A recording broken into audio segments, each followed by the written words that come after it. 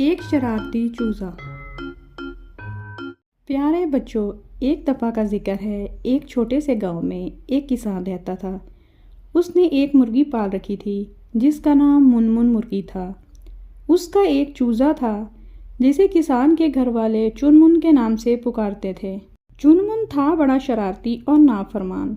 उसकी माँ मुनमुन मुर्गी हमेशा उसे नसीहत करती, लेकिन वो एक कान से सुनता और दूसरे कान से उड़ा देता।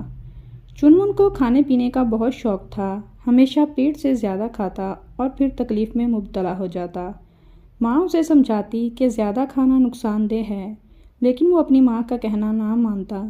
वो अपने छोटे मुंह का भी ख्याल नहीं करता और कभी कभी अपने मुंह से बड़ी चीज़ों पर भी बुरी तरह झपट पड़ता।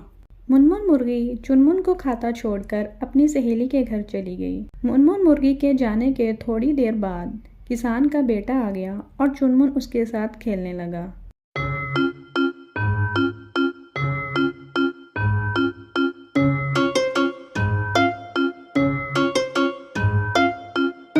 खेलने के थोड़ी देर बाद चुनमुन चूज़ा किसान के कमरे की तरफ चल पड़ा।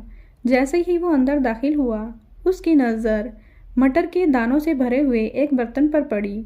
मटर के दानों को देखकर चुनमुन के मुंह से राल टपकने लगी और वो खुशी से नाचने लगा।